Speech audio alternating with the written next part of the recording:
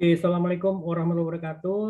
Semangat pagi semuanya teman-teman. Apa kabarnya? Semoga kita dalam kondisi sehat walafiat, tetap semangat. Walaupun kita masih tetap belajar online ya atau kuliah daring. Oke, untuk mata kuliah kali ini, mata kuliah strategic market strategic management. Untuk pertemuan ke-13 kita akan membahas mengenai strategi kooperatif. Jadi strategi kooperatif ini kita akan pembahasan detail itu mengenai apa itu definisi dari strategi kooperatif atau strategic alliances, kemudian juga jenis-jenis dari aliansi strategik, kemudian alasan aliansi menurut jenis-jenis pasarnya, kemudian juga jenis-jenis aliansi strategik, dan juga apa aliansi strategik korporatif yang ada 3 jenis gitu. Oke. Oke, langsung aja nih saya share screen sebentar. Oke, Oke di sini kita lihat ya untuk definisinya, definisi dari strategi kooperatif atau strategic alliances. Jadi ada kemitraan di antara dua perusahaan. Let's say katakanlah perusahaan A dan perusahaan B. Nah, perusahaan A dan B ini masing-masing itu melakukan partnership atau kemitraan itu di mana ada hal sumber daya, beberapa poin ini ada sumber daya, kemudian juga kapabilitas dari masing-masing perusahaan, dan juga core competence dari masing-masing perusahaan yang digabungkan. Tujuannya apa? Tujuannya untuk mencapai kepentingan bersama untuk bisa mengembangkan, memproduksi, dan juga mendistribusikan barang dan juga jasa. Barang atau jasa ya. Gitu. Jadi makanya dilakukanlah strategic alliances di sini antara kedua perusahaan ini. Gitu. Nah, kita lihat ada beberapa jenis aliansi strategis ya. Yang pertama adalah joint venture. Jadi perusahaan independen ini diciptakan atau dibuat dengan menggunakan aset bersama dari kedua perusahaan yang berbeda, di mana yang masing-masing itu menyumbangkan 50% dari total keseluruhan sahamnya ini gitu loh. Lalu yang kedua, aliansi strategic equity. Jadi kemitraan di mana dua mitra menguasai saham dalam jumlah yang berbeda. Lalu yang ketiga, aliansi strategic non-equity. Jadi merupakan aliansi di mana dua atau lebih perusahaan membangun hubungan kontraktual untuk bisa berbagi beberapa sumber daya dan kapabilitas yang unik guna menciptakan keunggulan bersaing. Lalu yang terakhirnya global strategic alliances. Jadi merupakan kerjasama secara partnership antara dua atau lebih perusahaan yang sifatnya lintas negara, bahkan juga lintas industri. Jadi beda industri, beda negara, itu merupakan global strategic alliances gitu loh. Jadi ada beberapa alasan-alasan perusahaan itu melakukan aliansi dengan melihat kondisi pasarnya. Yang pertama adalah pasar siklus lambat. Jadi memperoleh akses ke pasar yang dibatasi. Jadi akses pasar itu dibatasi gitu loh. Nah, makanya mereka melakukan strategi alliances gitu. Kemudian juga menciptakan franchise di pasar yang baru. Nah, kemudian kalau untuk pasar yang siklusnya standar itu untuk memelihara stabilitas di pasar, memelihara supaya pasar ini supaya pasarnya stabil juga, dan juga kedua perusahaan ini bisa memperoleh kekuatan di pasar. Dan juga perusahaan ini bisa memperoleh akses ke sumber daya pelengkap gitu kan. Kemudian juga mengatasi halangan-halangan perdagangan, jadi trade barriers itu diatasi, ya kan. Kemudian juga dan juga untuk bisa melayani tantangan persaingan, dan juga supaya perusahaan ini bisa mendapatkan sumber daya cadangan untuk proyek-proyek yang lebih besar gitu kan ya. Nah, kemudian untuk pasar yang sifatnya siklusnya cepat itu ya ada dua perusahaan itu yang melakukan strategic alliances. Tujuannya apa? Tujuannya atau alasannya kenapa? Adalah untuk mengetahui bagaimana teknik bisnis yang baru. Kemudian juga meningkatkan kecepatan produk, ya, supaya produk apapun ataupun jasa supaya bisa masuk ke pasar gitu kan. dan juga mempertahankan kepemimpinan pasar. Jadi market leadership-nya itu dipertahankan gitu loh. Nah, kemudian juga pasti bicara mengenai supaya kedua perusahaan ini bisa menciptakan standar teknologi industri, dan juga pasti berbagi risiko untuk investasi research and development gitu loh. Dan juga pasti untuk mengatasi atau mengurangi ketidakpastian di pasar gitu kan ya. Maka mereka melakukan strategic alliances gitu kan. Oke, ada beberapa jenis strategic alliances itu dilihat dari tingkat bisnisnya, kemudian dilihat dari tingkat corporate-nya. Oke, kalau dilihat dari tingkat bisnisnya ada 4, itu aliansi komplementer, aliansi untuk mengurangi persaingan, aliansi untuk merespon adanya persaingan di pasar, kemudian aliansi untuk mengurangi ketidakpastian. Oke, kita lihat satu persatu ya. Aliansi strategik komplementer. Jadi ada 2, jadi aliansi strategik yang sifatnya vertikal dan yang horizontal. Oke, kita lihat. Yang vertikal, aliansi strategik komplementer vertikal. Jadi dalam aliansi strategik ini, perusahaan itu berbagi sumber daya dan kapabilitasnya dari tingkatan yang berbeda dari value chain untuk menciptakan keunggulan bersaing, competitive advantage. Nah, ini seringkali juga ditemukan bahwa strategic complementary vertikal ini dibentuk dalam upaya apa? Supaya perusahaan itu bisa menyesuaikan atau beradaptasi dengan perubahan lingkungan yang ada. Jadi karena perubahan lingkungannya itu yang sangat cepat, ya kan, maka dilakukanlah strategic alliances yang sifatnya komplementer vertikal, gitu kan ya. Lalu yang kedua, strategic alliances komplementer horizontal. Jadi suatu aliansi di mana perusahaan-perusahaan itu berbagi beberapa sumber daya dan juga kapabilitas dari tingkat yang sama atau beberapa tingkat yang sama dari value chain untuk bisa menciptakan keunggulan. Jadi uniqueness-nya apa nih, keunggulannya. Kemudian perusahaan-perusahaan ini menggunakan aliansi strategik itu untuk memfokuskan pada pengembangan produk jangka panjang, jadi untuk long term development, dan juga menekankan adanya juga peluang distribusi ya Pak. Kalau misalkan memang ada pengembangan produk jangka panjang dan juga untuk peluang distribusi ya pastinya kondisi di pasar itu sudah semakin baik. Kalau memang kondisi di pasar itu growth di pasar itu cukup baik gitu ya. Gitu. Kemudian yang kedua ini adalah strategi tangkap bersaing.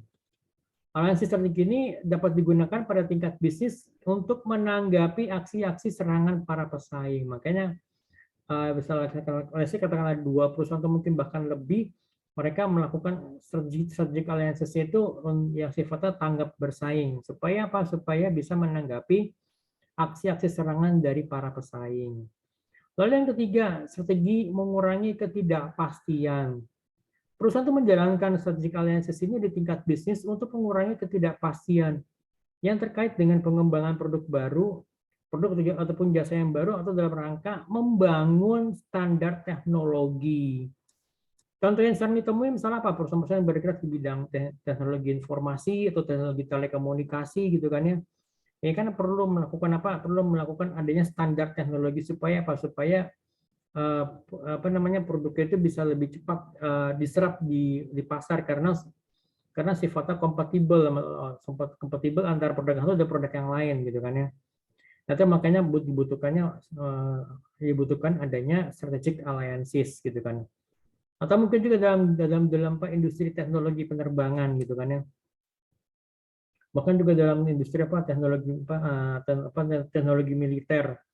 Ini kan ada standar yang berbeda gitu kan ya. Apakah masalah pesawat tempur yang diproduksi oleh negara-negara barat apakah bisa kompatibel, atau misalnya dalam beberapa avionics kompatibel dengan dengan pesawat-pesawat yang diproduksi oleh Rusia gitu. Itu kan bisa dibilang itu kan berbeda gitu kan, berbeda teknologinya, dan pastinya standar juga kan pasti sangat berbeda kan antara standar teknologi militer Rusia dengan standar teknologi militer negara-negara barat gitu ya. Oke, kemudian yang keempat, strategi pengurangan tekanan persaingan. Untuk mengurangi tekanan persaingan dilakukan strategi kolusi yang berbeda dengan aliansi strategik. Jadi ada dua jenis strategi kolusi. Jadi strategi sifatnya kolusi eksplisit dan juga strategi kolusi yang sifatnya tacit gitu loh. Oke, ini saya lanjut aja. Kita langsung kepada aliansi strategi korporatif gitu ya. Apa itu? Di sini ada tiga jenis, gitu kan?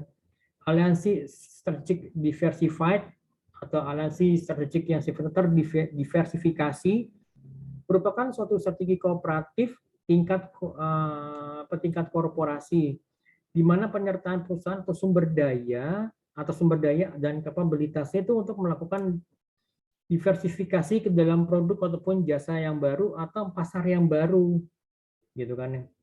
Lalu yang kedua, aliansi strategik sinergistik. Jadi merupakan strategi kooperatif tingkat korporasi di mana penyertaan perusahaan atas beberapa sumber daya dan kapabilitas itu untuk dapat menciptakan lingkungan yang sifatnya ekonomis gitu loh. Misalnya seperti ini PT Excel Axiata dengan IDEX gitu kan ya. Lalu yang ketiga, franchising. Jadi satu strategi korporatif suatu strategi kooperatif yang sifatnya tingkatnya korporasi di mana perusahaan itu menggunakan franchise sebagai hubungan kontraktual. Contohnya misalnya kayak misalnya McDonald, itu kan mereka sifatnya adalah franchise gitu kan. Kemudian juga ada Century 21, itu kan merupakan agak real estate ya seperti juga franchise gitu lah. Oke, saya mau coba agak menekankan sedikit ini kepada beberapa poin di sini ya sebentar. Tadi itu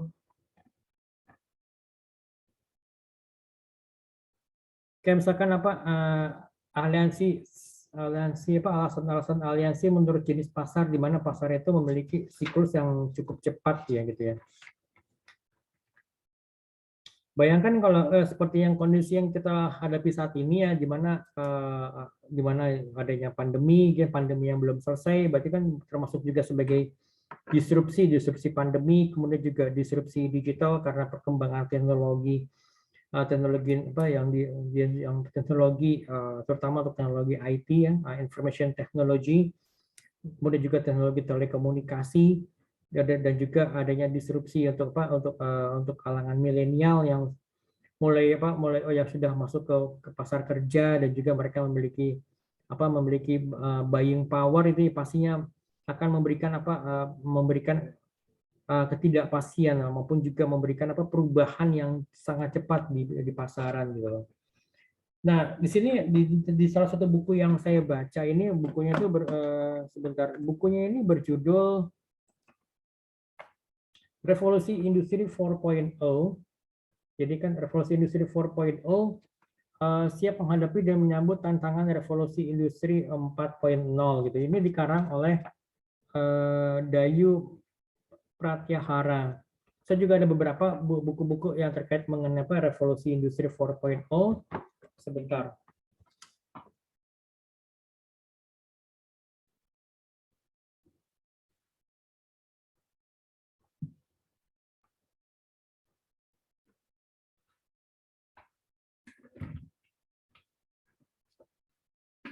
Ini juga sama, topiknya juga mengenai revolusi industri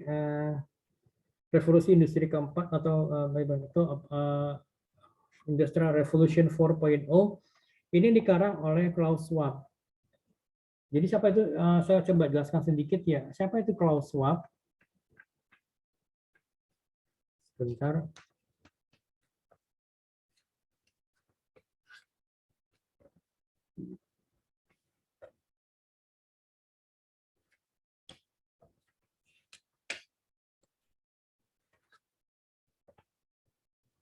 Oke, Klaus Schwab itu merupakan seorang pendiri dan ketua eksekutif Forum Ekonomi Dunia, World Economic Forum yang sudah lama berkecimpung dalam berbagai persoalan global, lebih dari 40 tahun.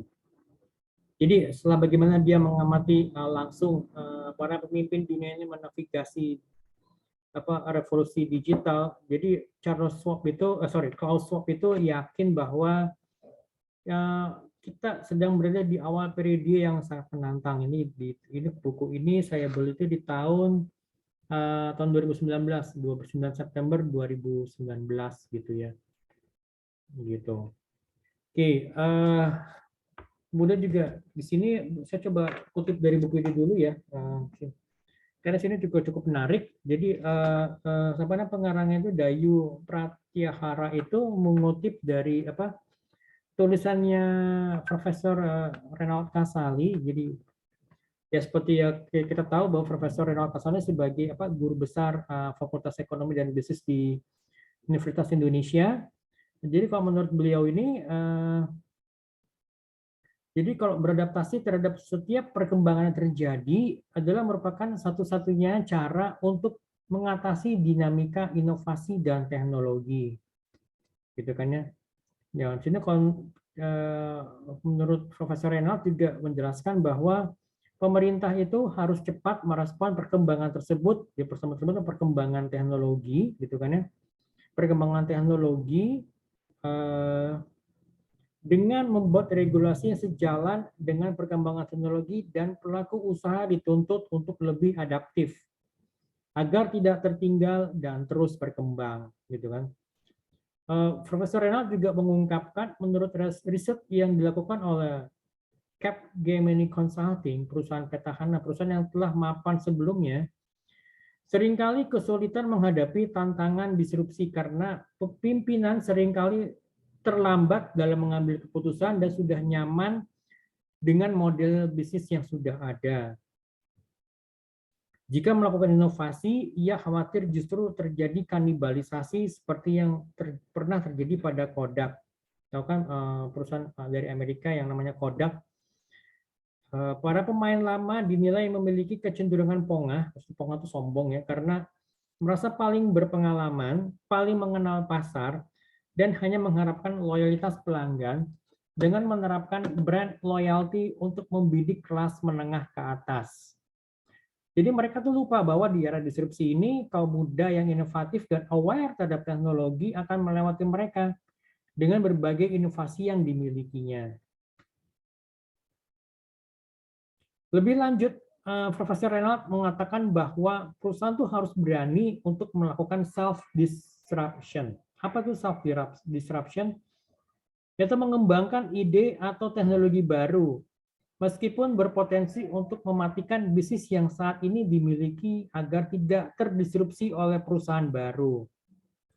Nah, menurutnya, kita harus memahami yang sebenarnya terjadi, sehingga kalaupun jatuh, kita tahu betul kerusakan apa yang akan menimpa dan bagaimana membangun mekanisme kemembalannya. Jadi bagaimana mekanisme untuk bisa melakukan bounce back lagi gitu loh. Seperti halnya kayak bola gitu, membal gitu kan. Nah, lebih baik berdamai dan menciptakan cara-cara baru untuk menyambut era baru yang lebih inklusif pada hari esok. Di sini Profesor Renald Kasali juga menjelaskan bahwa inovasi adalah dasar bahwa peradaban manusia masih ada dan terus berkembang. Perubahan konstan ini pada akhirnya mengantarkan kepada disrupsi pada model perilaku bisnis maupun interaksi antara produsen dan konsumen di pasar yang apabila tidak diikuti dengan kemampuan beradaptasi untuk bertahan hidup, tinggal menunggu waktu saja untuk kemudian hilang di telan zaman. Jadi ada beberapa hal yang harus diperhatikan untuk menghadapi era disrupsi. Yang pertama itu adalah jangan pernah berhenti berinovasi, gitu kan ya. Selera pasar terus berubah seiring dengan perkembangan zaman. Perusahaan haruslah memperhatikan perubahan itu untuk kemudian berinovasi untuk bisa menyediakan selera konsumen. Jika tidak, Anda akan ditinggalkan secara perlahan seiring waktu seperti yang pernah terjadi pada Nokia ataupun Kodak ataupun Blockbuster, jadi perusahaan penyedia film ya. Lalu yang kedua, jangan berlindung di bawah regulasi. Ya, berkat perkembangan teknologi, kini konsumen memiliki lebih banyak opsi untuk dipilih. Jika perusahaan ada menjadi korban, dari era disrupsi, jangan berlindung di balik regulasi pemerintah dan dengan berusaha mencari kesalahan dari kompetitor. Sadarilah bahwa dengan maupun tanpa regulasi, jika Anda tidak mau beradaptasi, perusahaan kompetitor Anda tetap akan berkembang dan Anda akan mengalami degradasi. Yang ketiga, manfaatkan teknologi. Konsumen itu memiliki hak untuk memilih jasa maupun produk perusahaan yang menawarkan berbagai kelebihan, baik dari segi harga, kepraktisan, kemudahan pembayaran, dan kecepatan jasa tersebut. Oleh karena itu, sudah seharusnya Anda memanfaatkan teknologi untuk meningkatkan kualitas jasa perusahaan Anda. Jadi pangsa pasar yang saat ini didominasi oleh generasi milenial dan generasi Z membuat teknologi menjadi salah satu faktor utama dalam menentukan jasa maupun produk yang akan digunakan.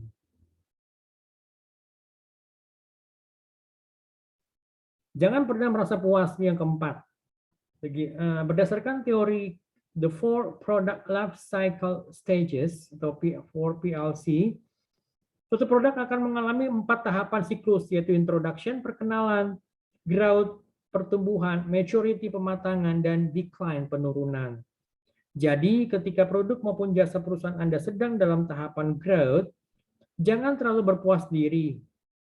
Sebab saat itu perusahaan-perusahaan lain akan mampu menarik pasar baru melalui produk-produk baru yang mereka hasilkan, gitu kan ya. Yang kelima, terapkan customer oriented. Jadi penting untuk menyediakan berbagai layanan yang berorientasi kepada konsumen. Perusahaan dapat memberikan berbagai program loyalty, potongan harga, kemudahan pembayaran, dan menyediakan layanan customer service yang solutif dan cekatan. Layanan ini akan membuat konsumen lebih memilih perusahaan Anda daripada kompetitor. Jadi selain itu ada 3 hal yang kerap kali disebut dengan 3A untuk bertahan di era disrupsi, yaitu A yang pertama, awareness, kesadaran. Jadi zona nyaman seperti layaknya lagu pengantar tidur yang melenakan. Jika terus terlena, Anda dan bisnis Anda akan hancur.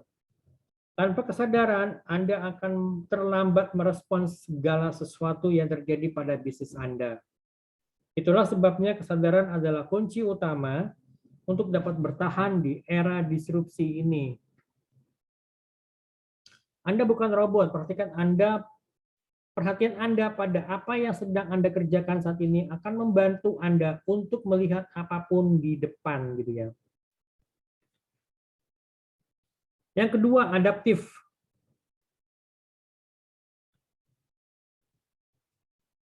Setelah kesadaran Anda terjaga, maka menjadi adaptif adalah langkah selanjutnya. Apa yang diinginkan pelanggan, bagaimana cara menyajikannya, di mana sebaiknya memulai. Semua pertanyaan itu akan terjawab jika Anda pandai membaca situasi. Dapatkan informasi sebanyak-banyaknya mengenai apa yang sedang viral saat ini. Andalkan koneksi internet, temukan banyak informasi melalui media sosial, seperti Instagram atau Twitter. Manfaatkan informasi itu untuk membangun bisnis Anda. When the storm comes, most build walls while others build windmills. Jadi ketika badai datang, sebagian besar orang membangun tembok, sementara yang lain membangun kincir angin. Oke, menjadi adaptif tidaklah sulit, tetapi juga tidak mudah. Perhatikan setiap umpan balik dari pelanggan. Kepuasan itu baik, tetapi jika Anda tidak sadar dan tidak memperhatikan lingkungan Anda dengan cermat lingkungan, maka akhir usaha Anda sudah dekat.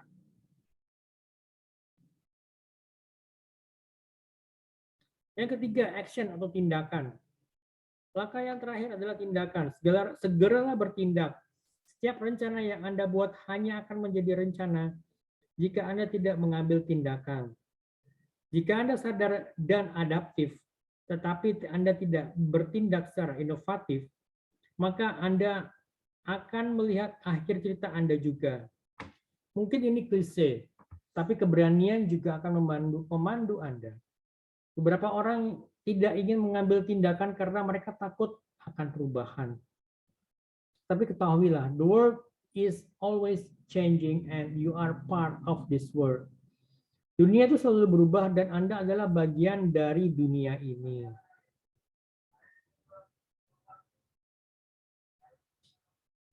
Oke, sampai di sini teman-teman. Ada yang mau ditanyakan mungkin? Silahkan bisa japri ke saya atau mungkin juga bisa di grup WhatsApp.